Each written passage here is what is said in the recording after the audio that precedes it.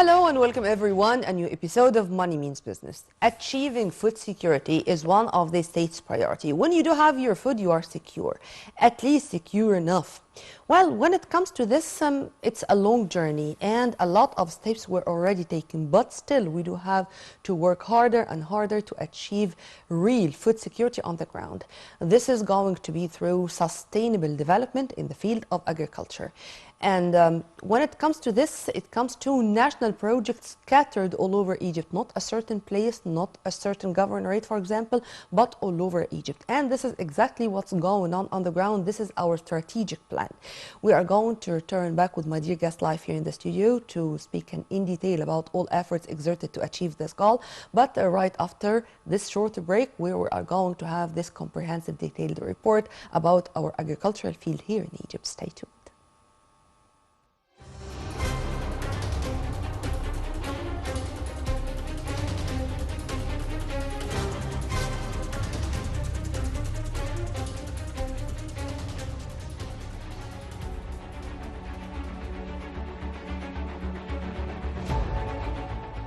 Ministry of Agriculture and Land Reclamation set an agricultural development strategy with the aim of preserving, maintaining, improving, and developing available agricultural economic resources, as well as achieving a great deal of food security.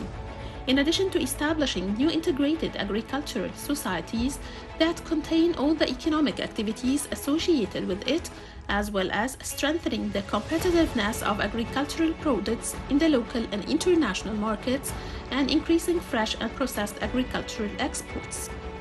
One of the axes of the state's strategy in the field of agricultural development is to increase the agricultural area by more than 3.5 million acres during the past and coming short period.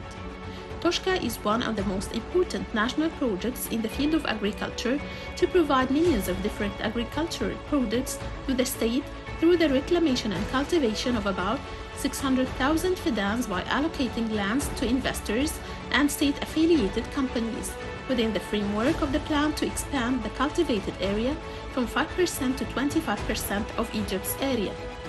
President Abdel Fattah el-Sisi paid great attention to the Toshka project, given that it is the future of Egypt for agricultural investment in goodness and development, especially after adding new agricultural areas in the past periods to increase the area to become agricultural lands ready for optimal exploitation, which can achieve the aspirations of young people to provide real job opportunities. The New Delta project aims to increase the agricultural area by 2.2 million fidans to be added to the agricultural area in the coming period, pointing out that the new agricultural projects have integrated facilities and support development plans.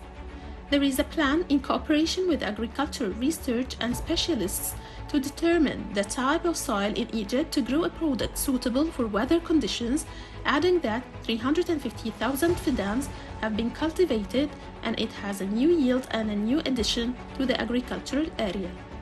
Dr. Mohammed Al-Qursh, the official spokesman for the Ministry of Agriculture and Land Reclamation, explained the future vision for sustainable agricultural development aims to reduce the gap for strategic commodities and the trend to increase the surplus of crops and increase exports. He added that there are 6 axes to achieve the food security strategy, represented in the horizontal expansion through adding new lands, vertical expansion through the development of high-yielding varieties, and expansion in protected crops, increasing the competitiveness of agricultural exports by supporting the agricultural sector by increasing investments directed to it, supporting animal production activities. Major General Dr. Mohammed Abdel Fadil Shusha, Governor of North Sinai, said that the governorate seeks to make Sinai the food basket in Egypt by cultivating 1 million fidans in the various centers of the governorate. In his statement, the governor referred to the national project for the development of Sinai, which began in 1994 with the aim of connecting the Nile water to Sinai through the Peace Canal, which adds an area of 400,000 fidans to the agricultural area, including 125,000 fidans in the neighboring governorates and 275,000 fidans in North Sinai. The governor indicated that the Bahr al-Baar water treatment plant will benefit from the water treatment plant, which adds a new area of 600,000 fidans to the control of agricultural land in the governorate, and that the implementation of the first phase of reclamation and cultivation of an area of 460,000 fidans will begin immediately, and its infrastructure is being established and prepared for agriculture. The 1.5 million acres project is an addition to the field of cluster development concerned with packaging and manufacturing food and beverages, in addition to agricultural development, which represents the backbone of the project. The project aims to create residential communities to attract foreign investors and local labor. Educational and medical services are also provided in the vicinity of these areas. The 1.5 million acres reclamation project is one of the leading projects in the field of agricultural development to secure food, create urban communities, and create job opportunities for the youth sector by offering lands to them and providing facilities to investors. We can be certain that the 1.5 million acres project is an integral part of the economic reform system, the results of which have recently begun to appear through new development projects and the initiation of an exit from the narrow valley space to create advanced agricultural societies.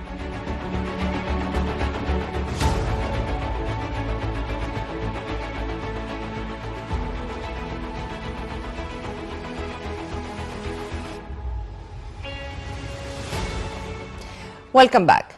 We are going to start immediately as we do have a lot to speak about. And when it comes to agriculture, we do have an expert. He was the former vice chairperson of the Farmers Syndicate here in Egypt, and he is also our economic expert. So he is mastering both. We are very much delighted to have with us live here in the studio Engineer Hassan Shaaban. Thank you very much for being with us, sir. Thank you for inviting me. Appreciate it. And as I said, when it comes to food security, it's something very much strategic. Yes. And to realize it on the ground, a lot of efforts are exerted now, even as we speak, and there are many plans for the future. And if you permit me, I'm going to start with a meeting which took place today between President Abdel Fattah al-Sisi and his advisor for urban planning, Major General Amir Said Ahmed, and the Executive Director of Egypt Future Apparatus for Sustainable Development, Colonel Baha el-Ghannam. مستقبل مصر, or Egypt Future Project. I like even the name, because really agriculture is مستقبل مصر, or Egypt Future. And the presidential directives were to afford this project with all facilities, including modern, of course, agricultural methods, including land reclamation, expanding the cultivated lands in Egypt, taking into consideration that the new Delta, Tushka are of our first priorities, you name it. Tell me first about taking this as a priority, taking into consideration that expanding our cultivated land in Egypt is a priority, of land reclamation is a priority. Give me more details regarding this. First of all, when we talk about land reclamation and what do we really need in Egypt to achieve sustainable development, fill the gaps of certain strategic crops, whatever. I think we have a number of projects right now undergoing right now. The new Delta, the Reef al-Masri is taking care of a lot of the projects. But again, I think the whole thing is a management issue. We need really some very good and expert management to control this field. Agriculture was not only, or is not the only Egypt future, but as well it was the past. We have a heritage, we have, you know, we are an agricultural country from the beginning. That from was scratch. From the beginning, yes. So the way we look at it, when you come to modern agriculture, that goes along with having the whole formula. What is the idea of having a crop?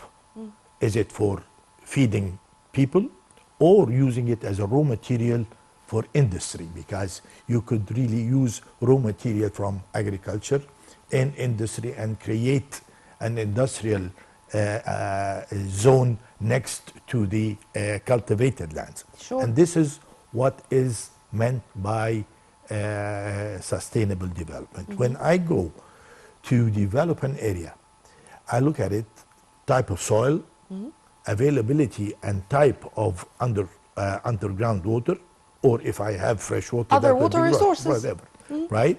And the climate. Sure. We enjoy a climate that is called 9 and 10 zone, which is a moderate climate, and that allows us to cultivate a lot of crops. But the availability of water, as well as the quality of soil, that controls our agriculture. So in today's world, if we do not have the right soil for certain strategic crops, we might as well consider some other crops that could, cope with the soil conditions. And this is the importance of scientific research. Exactly. Well, science is the name of the game. Yeah. I mean, science is the name of it. We do not really try to invent electricity anymore. We can just push the button and we have light. So actually, the problem that we are facing in Egypt today is the production of seeds. The seeds that we use in our agriculture that we do not produce locally. And this is a big task for our scientific centers and researchers in the Ministry of Agriculture. We do not produce the seeds that is required to grow corn, for instance, or wheat, or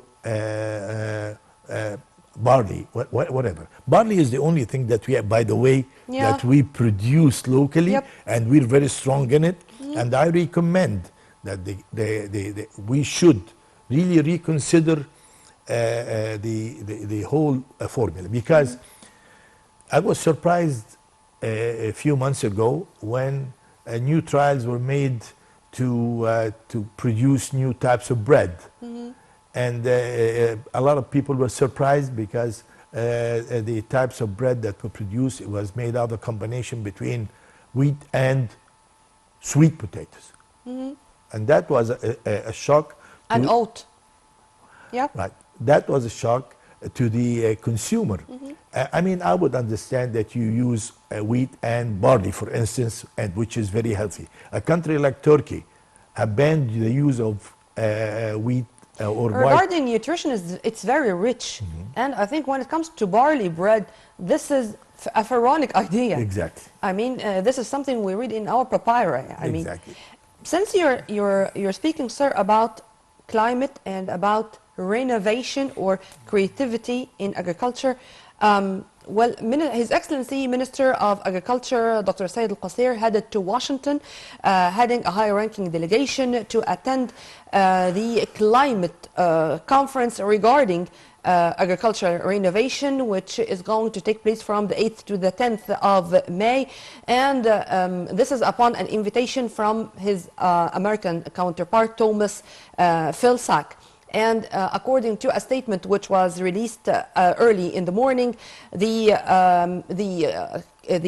conference is going to tackle the American UAE initiative regarding agricultural innovation, and it's also going to tackle a number of important and vital issues related to climate and climate change as a challenge faced by the whole world. Well, the Minister of Agriculture is going even to address one of the sessions of this conference, and also is going to detail the Egyptian experience regarding climate change, of course, based on our presidency of COP27, starting from November last year with this very successful convention which took place in the Red Sea Resort of Sharm el-Sheikh. Tell me about such gatherings and their importance, and also the cooperation between us and other veteran countries regarding this field, climate and agriculture.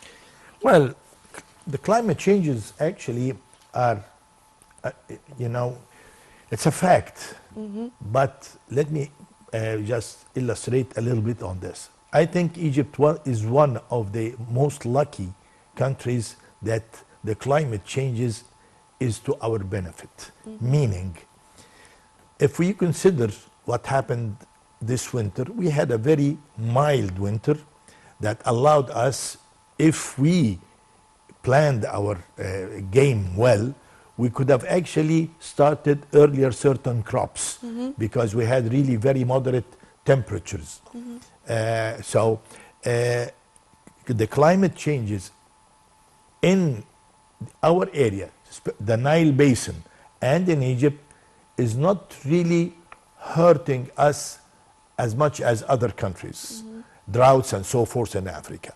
Of course, we do not depend on rain, but so far the climate changes, the temperatures are to our favor, and our water that comes from the River Nile so far is not really 100% affected with what's happening in Central Africa.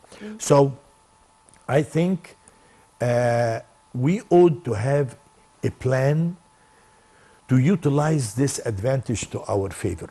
Meaning, we have a problem. If we are interested in developing and reclaiming land from the desert, we have a problem, which is the dry weather of the desert. What we need really is to improve the humidity of the desert. And we can do this by just changing the face of the earth in desert close to the sea coast. Meaning, I can grow anything. I'll come back to this again. I will recommend what should we grow. And just cover the sand of the desert with greenery.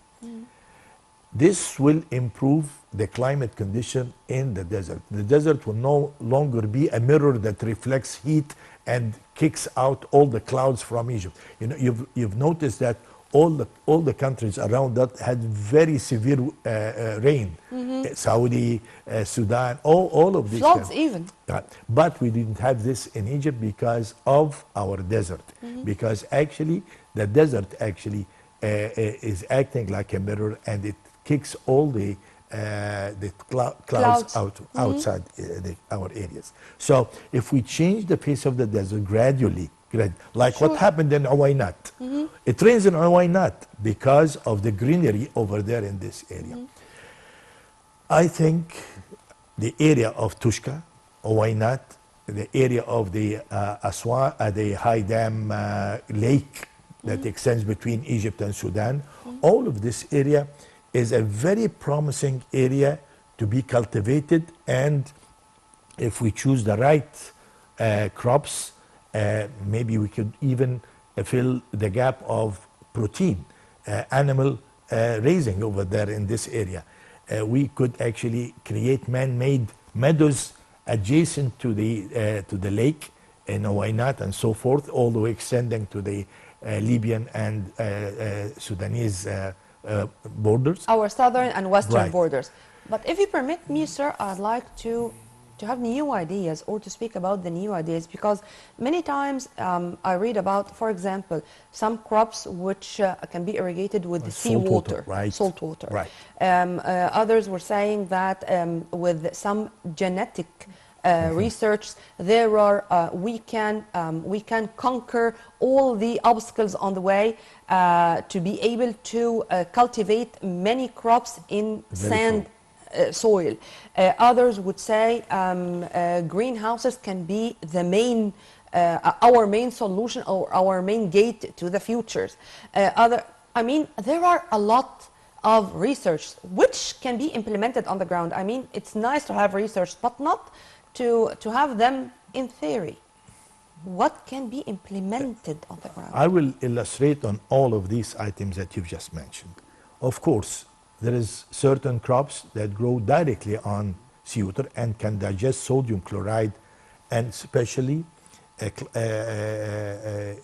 plant called siliconia. And we have researches on it, and we succeeded in growing siliconia, and it belongs to a family that is well known to all the scientists, the halophyte family, this plant can digest salt water with no treatment at all. And what is the use of this plant? This plant could be used as food for cattle, for camels. We could have the largest camel farm in the Middle East if we grow the siliconia. And siliconia produces a seed that we can get eatable oil out of it. Saudi, United Arab Emirates have very large areas of the halophyte, this crop. And they've contracted with international companies to produce oil that could be used in cooking from this. So this is, but the amazing thing that you could take the gene that helps this plant to digest sodium chloride and plant it into other yes, exactly, crops. And you can still grow other crops if you have a good research center. But again, all of this is done elsewhere, so we can actually import this knowledge. No big deal. So I recommend planting all the close areas with that plant to improve the climate condition, to attract clouds, to increase the rainfall rate in Egypt. This is number one. Number two, when you come and look at the our chart for exporting goods, and especially agriculture, you will see that we export a huge amount of potato to Russia, for instance. About 500,000 ton of potato yearly is... And citrus fruit. So actually, we do not produce the seeds for potato in Egypt. We actually import the seeds, and we grow the potato in Egypt, and then we export it. The fact is, in order for you to produce these seeds in Egypt, you need a very cold climate. And so actually the plants that produce these seeds use cooling systems and freezing systems that makes the production of seeds very expensive and not economical in Egypt. Okay, why not cooperate with the major country that actually exports the potato from us, and use Siberia as a natural place? There is a huge refrigerator actually. Siberia, you just send our people over there, cooperate with Russia, produce the seeds in Russia, send it to Egypt, grow potatoes in Egypt, and then again... Because as far as I know, also scientifically, potatoes can unfortunately be affected with fungus more than any other crop. And because of this, it needs very confiscated and complicated procedures not to prevent this from happening. Even we do have a center affiliated to the Ministry of Agriculture, mainly because of this. But I'd like to return back to agricultural production, if you permit me, because other voices are saying, of course, in addition to the strategic crops and to the crops which are involved into strategic industries like cotton and textile, for example. But what about medical plants, for example? Medical and perfumes. Right. Yeah. Let me know more about this and to what extent we do have potentials in this field. We have excellent potentials. Actually, we can produce, grow a lot of these plants in Egypt, and have international brands actually come and produce the perfumes locally in Egypt, instead of just importing them right to others. Yep. You like the jasmine paste that we always export to others, and they produce the perfume and then they send it to us back again. So this is available, and I would recommend with all my heart the perfume and medical plants, and establish industries next to the areas like in west of Minya. This is my dream. No, I mean, for example, I do have now the medical city, Pharma Egypt. Yes, Pharma Egypt, of course, a big part of it is depending on plants. right. Medical plants, and there are active ingredients which are really involved into many, you name it. So to have this, and we do have the desert back of many of our governorates, even in Giza, meaning it's Greater Cairo. So it's not that far. And the desert could sustain these plants. This is it. This I is mean, what it I'm doesn't talking really about. require dark soil or anything. It, sand and sandy desert could sustain easily these plants. Draw with me our agricultural map. If I have the authority, I would actually allocate at least 1 million faddans in the area of West Minya, all the way to Farafra, to grow medical and perfume plants, and establish new villages in these areas. Urban communities. Right. Yeah. So I would prevent the people from going back to the valley and the delta. These are the new villages that you live in, and establish new industries next to these areas. I will have a complete cycle of agriculture and industry at the same time. Again, I would go further to the south and have mega projects in the Nuba area and Owainat, and create plantations, meadows, man-made meadows, and I would actually again start to create the new cattle breeds in Egypt. It's amazing that we just close ourselves in certain circles. Not anymore. I will give you a small example. I think an Italian company, actually, or an authority, took a number of our water buffalo, to Italy, and made researches on it. And actually, the buffalo that used to produce 3-4 kilos of milk every day produces now about 10 and 12 kilograms of milk. The amount of meat have doubled. We need to go back to our friends who took the buffalo and learn from them. What did you do? And let's apply it in our country. This is number one. Number two, we also had the same thing in our goats and this type of sheep. Some time ago, when we were building the Aswan Dam, an expert that attended from the United Nations and UNESCO so that we are getting rid of our breed of the Zaraibi goat, because our experts, local experts, claim that this will actually hurt the breeds in the valley and the delta. He took 50 pieces of this cattle, this Zaraibi, to Scotland, fed it, and bred with a Scottish goat. And now this goat that used to produce only 2 every time they deliver a baby actually produces 4. And the meat amount of meat increased, the amount of milk increased, and they call it the Nubian Scottish goat. Now the Americans took this goat and they researched on it, and they actually increased the amount of meat, amount of milk, and they call it the Nubian Scottish Californian goat.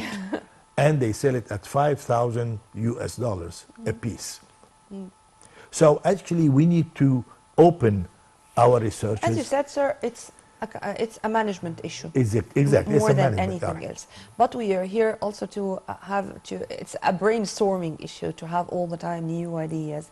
And when it comes to strategic crops, for example, and when I was trying just to imagine with you our agricultural map, because this is very important, about sugar, for example, it's not only to be produced from sugar cane.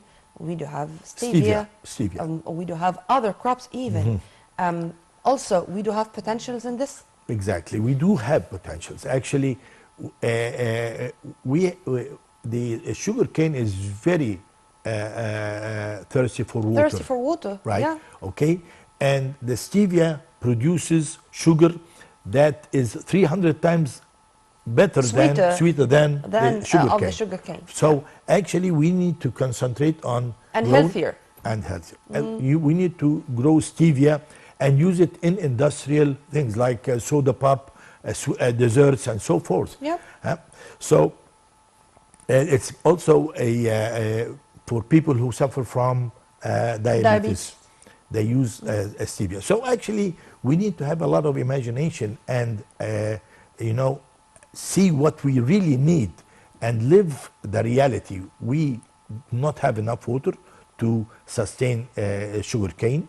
We could then go to stevia, the halophyte, the salt water. Even I think we developed kinds of rice which do not require all this amount of water. Yes. Which we unfortunately wasted before. True? I would like, yes, very true. I'd like to add something.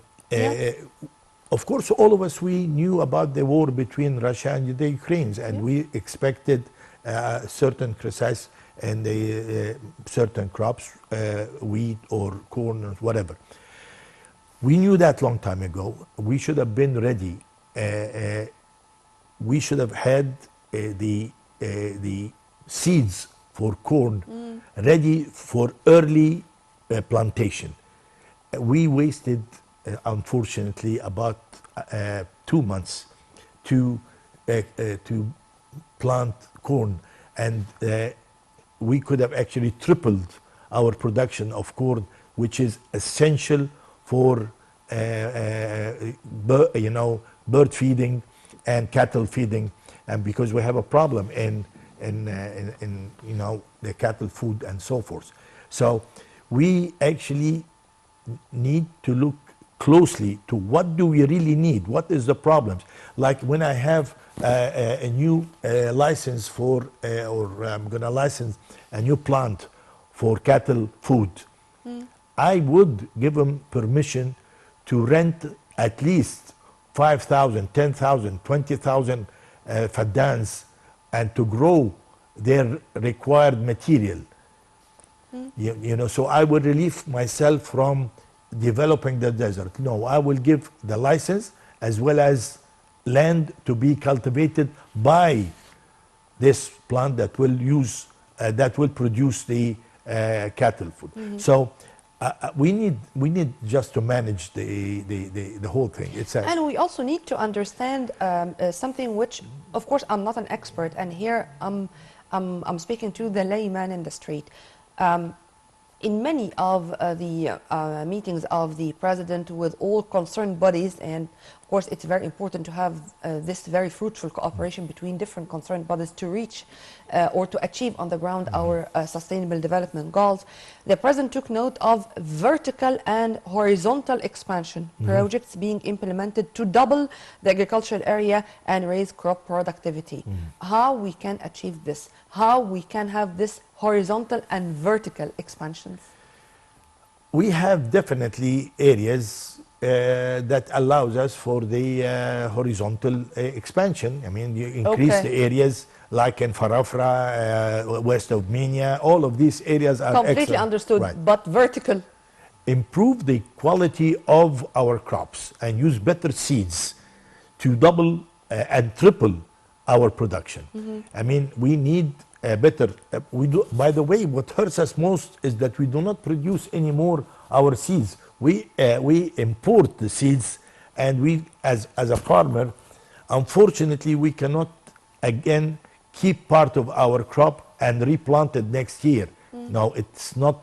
This is not applied any longer anymore. So actually, we import all our seeds, and unfortunately, the business of selling seeds is most profitable. So producing our seeds should be our first priority. This is what you're saying. Exactly, yes. Yeah. In addition to? In addition to choosing the right crops and what are we going to do with it, whether it's food or industry, like the perfumes, like like medical crops. I mean, plants that we. And in addition to the facilities, of course, I mean, when you were speaking about this, I don't know why I remembered, for example, those very huge 6 factories which were inaugurated just a month ago by the president regarding our fertilizers. Because without those, without our ammonia, I don't think. I have a point that I would like to illustrate on this. Okay, go ahead. Of course, as a farmer, I think the farmers have the first right to participate and just purchase one of these plants that Egypt is selling to foreign investors. I mean, most of the fertilizer plants, the ammonia and nitrates, are being sold to others. I think the central cooperative of the farmers actually should urge the farmers in Egypt to buy shares and buy 1 or 2 of these nitrate and ammonia plants to the benefit of the Egyptian farmer. I mean, the agro bank should help the farmers to purchase some of these plants instead of selling them all to investors, because investors could actually produce the ammonia and nitrates and I think with this export them. huge complex in Al Ain al-Sukhna, and it's all affiliated to Al Nasr Chemical Wasita. company, 6 major companies, in addition, of course, to those which were inaugurated a year ago. I think this is going to fill this gap, and I think we had in mind what you have said, or the states had in mind what you have said. But sir, when you mentioned investors and investments, is it easy now or affordable, let me put it this way, that investment in the field of agriculture, is it now attracting more people, particularly the startups or those who want to start new businesses? And if not, how we can achieve this, how we can attract more investors to invest in the field of agriculture? Well, definitely the competition of attracting investors worldwide in the field of agriculture is very rough. I think the competition comes from our neighbors in Africa, actually. Africa is attracting a lot of investors to invest in agro activities in Uganda, Central Africa, Mali, Sierra Leone. All of these countries have, the rent. Nile Basin countries. The price or the rent of an acre in these countries do not exceed €2 per year. So the competition is very rough. Also, the type of soil in these countries is far better than our deserts, of course. But we need, again, to choose the right crops, the right areas, and there is certain limits for reclaiming land. I mean, I could waste my money just trying to claim something not claimable. So I think there are certain areas that extends from Wainat all the way to Farafra. All of this area is a very promising area. Kenna, the valley of Kenna is promising. Well, the area adjacent to in Giza all the way to Khatatba and the Natron Valley and the Daba is also promising, but we need to study the underground water reservoirs very well, because if we make mistakes and just plan certain projects and we did not secure, no, this is a waste of time and money. A waste of time and money. Sure. So, but the competition, I'm dreaming of having agreements with our brothers in the Gulf to establish agricultural settlements in Africa using Egyptian labor and to grow And Egyptian minds and Egyptian experts. Inshallah, this is going to be not a dream but a process going on. Well, we were very much delighted to have with us Engineer Hassan Shaaban, former Vice Chairperson of the Farmer Syndicate and our economics expert. Thank you very much for being with us, sir. Thank you, Friend. Appreciate it. Well, by this we come to the end of this episode of Money Means Business. But before we go, let's have a quick look at the most important economic events which took place in the past 7 days. Till we meet again same time on Nile TV International. Many thanks for watching. This was Nurmina Abdurrahman.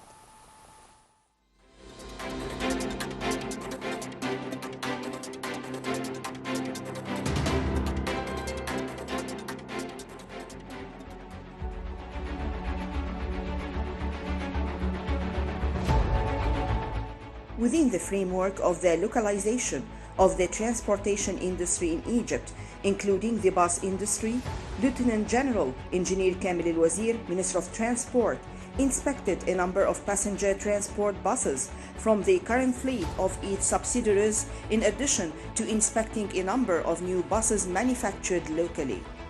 The Minister of Transport confirmed during his mandate that the ministry is working to localize the bus industry in Egypt and to maximize cooperation with private sector companies for the purpose of development and modernization, pointing out that the ministry works according to the slogan of no import from abroad and support for national industries.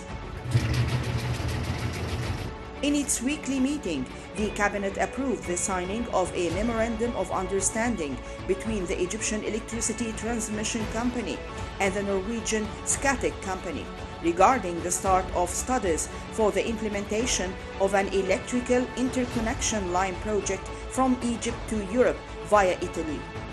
The decision stated that the aim of the project is to export surplus electrical capacities from renewable energy, which amounts to about 3 gigawatts to Europe. Jihad Azur, director of the International Monetary Fund for the Middle East and North Africa, said that Egypt is serious about implementing a flexible exchange rate regime, stressing that Egypt is working to restore investor confidence in its economy, which was affected by the repercussions of the Russian invasion of Ukraine, adding that there is strong cooperation between the fund team and the Egyptian government, and the government is serious about this. The Information and Decision Support Center announced that Egyptian tourism revenues witnessed a remarkable improvement during the first half of the fiscal year 2022-2023, recording an increase of about 25.7% compared to the same period in 2021-2022, to reach $7.3 billion compared to $5.8 billion in 2021-2022. The increase in the volume of revenues was supported by an increase in tourists arriving during that period by about 27.5%, recording 6.8 million tourists. Engineer Ahmed Samir, Minister of Trade and Industry, met Alexander Radwan, a member of the German Parliament, where the meeting dealt with ways to enhance economic cooperation between the two countries in the fields of trade, industry, and investment. In contrast, Alexander Radwan said that Egypt is one of the countries that are likely to receive European investments, given its position as a gateway to the continent of Africa, especially since the European markets are looking for alternative markets since the outbreak of the Russian-Ukrainian crisis, as they enjoy many renewable energy sources that represent an important way out of the current energy crisis in Europe. Ministry of Petroleum and Mineral Resources said that the decision to increase the selling price of diesel locally came due to the rise in international prices of petroleum products and the exchange rates of the Egyptian pound against the dollar during the period from July 2022 to April 2023. following the repercussions of the global challenges resulting from the Russian-Ukrainian crisis. The ministry stated that the volume of subsidies directed to diesel only before the decision to increase it amounted to £222 million per day, equivalent to £6.7 billion per month. That's to say, a total of £80 billion as an annual average for the diesel product only. Mr. Hussam Heba, CEO of the General Authority for Investment and Free Zones, met with Mr. John Karube, head of the Japanese side of the Egyptian-Japanese Business Council.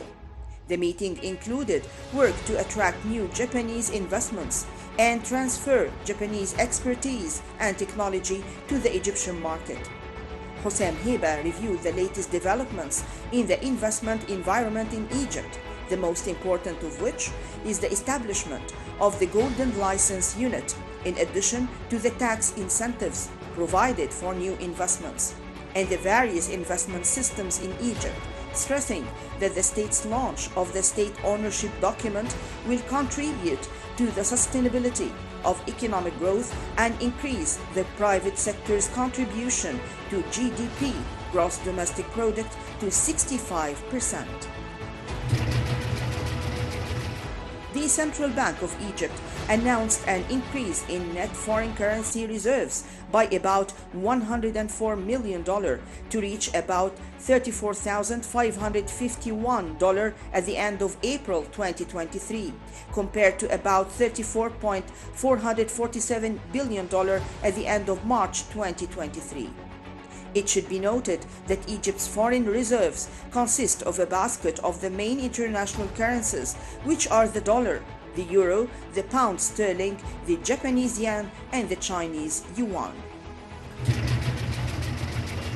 Rami Adoukani, chairman of the Egyptian Stock Exchange, stated that the stock exchange is in the process of displaying gold prices through the screens of stock prices on the stock exchange and its official website within 2 weeks at most, explaining that the presentation of gold prices requires the compatibility of gold prices with the international price and the compatibility of gold standards, as well as it is expected that prices are linked to the production of the Egyptian gold refinery.